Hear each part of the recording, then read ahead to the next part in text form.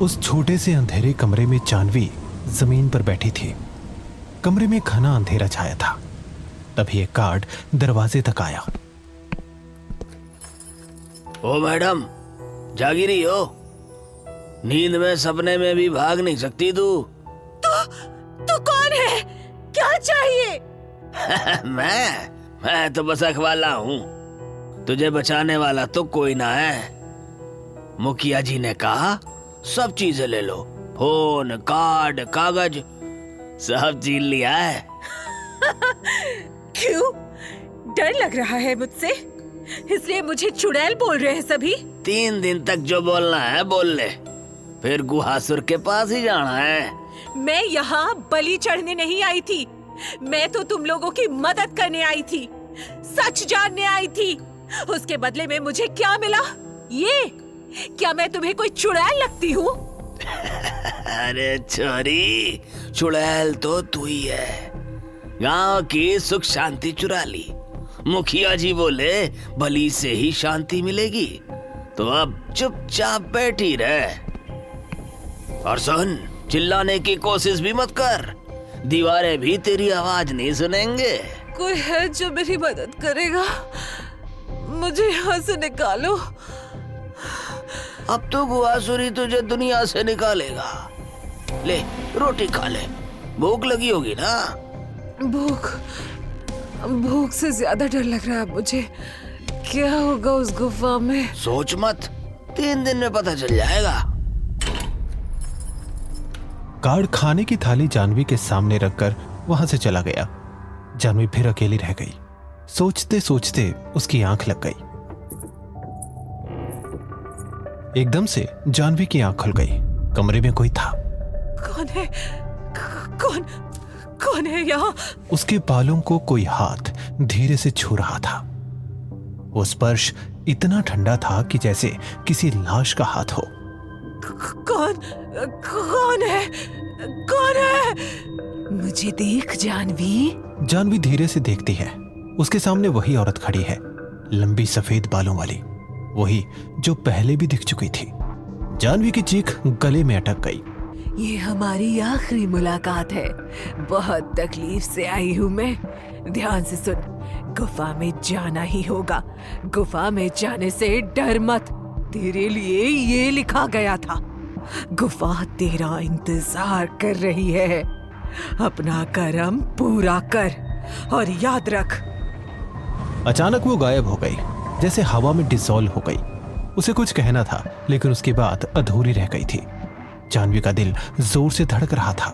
उसके हाथ पसीने से भीग चुके थे। क्या था ये?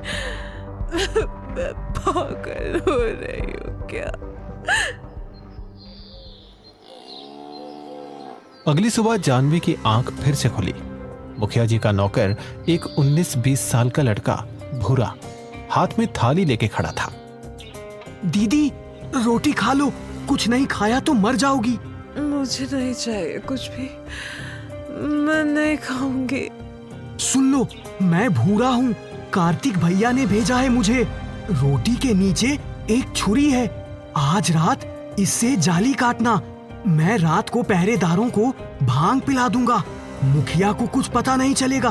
तुम भाग जाना। जानवी की आंखों में पहली बार उम्मीद की चमक दिखाई दी।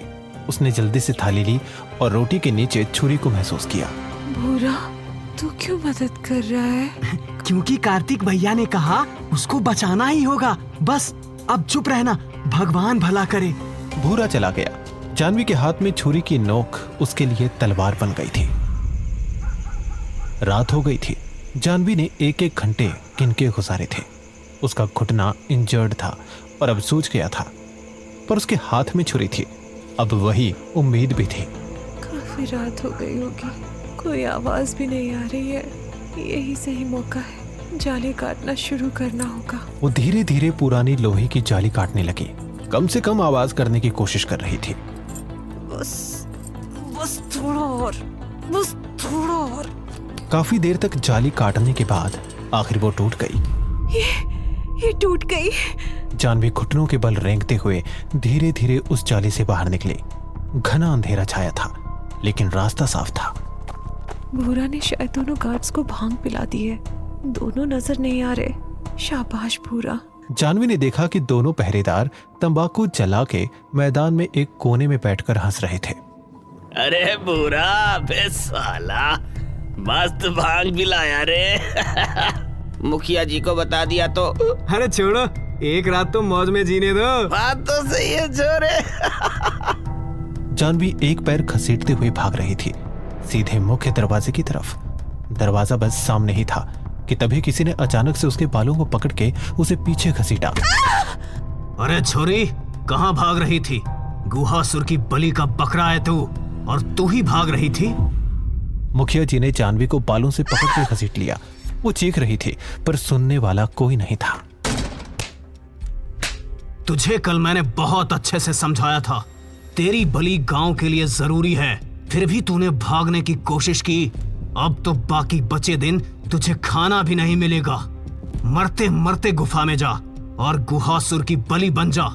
गुहासुर की बलि बनना मौत से भी बदतर है। मौत से छुटकारा तो मिलता है, लेकिन जो गुफा में जाता है वो ना तो जिंदा रहता है और ना ही मरता है। अब तेरा भी वही हाल होगा। और हाँ, उस भूरे ने तेरी मदद की ना, वो भी अपने कर्मों की सजा भुगतेगा। जानवी को दूसरे अंधेरे कमरे में डाल दिया। बाहर भूरा की चीखें गूंज रही थी। उसको पटक पटक के पीटा जा रहा था। छोड़ दो, हमारी गलती नहीं है। मेरी वजह से और कितनों को सजा मिलेगी। ये सब रोकना ही होगा, चाहे अब मेरी जान ही क्यों ना चली जाए। अगले दिन जानवी की हालत और खराब हो गई। पैर से खून बह रहा था, बुखार से चढ़ गया था, आंखों के सामने सब धुंधला दिखाई दे रहा था। कोई मदद करो। कोई नहीं आया। भूत बंगले जैसा सन्नाटा था। जानवी का माइंड डिल्यूजनल हो रहा था। उसे एक बात याद आई। वो स्वास्तिक ने मुझे गुफा से बाहर निकाला था। शायद इस जेल से भी बाहर निकाल पाए। अपने ही खून से जानवी ने दीवार पर स्वास्तिक बनाया। प्लीज मुझे बाहर निकालो, कुछ करो प्लीज। कोई चमत्कार नहीं हुआ। शायद अब मुझे बलि चढ़ने से कोई नहीं रोक सकता। शायद यही मेरा कर्मा है। अब सिर्फ एक रात बाकी थी। जानवी को समझ आ गया था बचने का रास्ता नहीं था। अब बस एक रास्ता था, गुफा में जाके सच का सामना करना। मुझे गुफा में जाना होगा, चाहे कुछ भी हो। बलि बनने से पहले मैं गुहासुर की आंखों में देखना चाहती हूँ। अगर मरना ही है तो फिर लड़के मरूंगी, डर के नहीं। अगर मरना ही है तो योद्धा बन के मरूंगी, बलि बन के नहीं।